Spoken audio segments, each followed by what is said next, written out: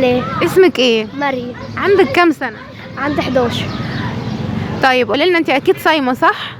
مين هو اول شخص علمك الصيام وكان عندك كام سنة؟ ماما وبابا. كان عندك كام سنة؟ كان عندي 3 سنين.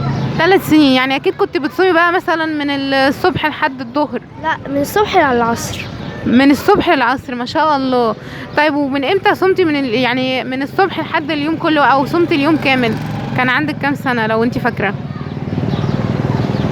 اليوم كامل، يعني بدأت تصومي صيام كامل زي دلوقتي كده؟ وانا عندي 9.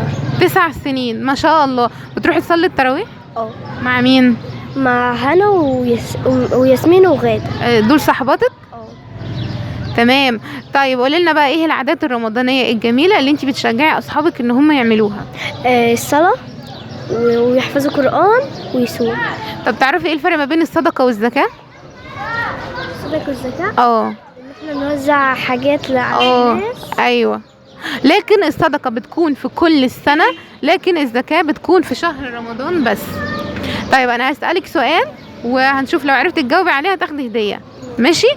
من هم اول البشر؟ سيدنا ادم عليه السلام، ولا سيدنا نوح عليه السلام، ولا سيدنا محمد صلى الله عليه وسلم، ولا سيدنا ابراهيم عليه السلام؟ انا هساعدك لو ما عرفتيش تجاوبي.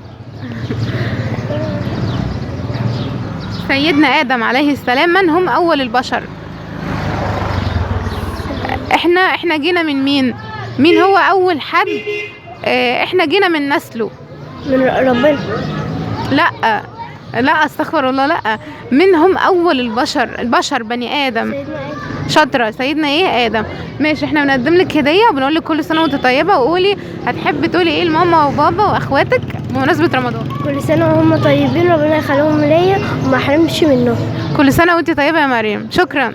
تسلمي يا رب.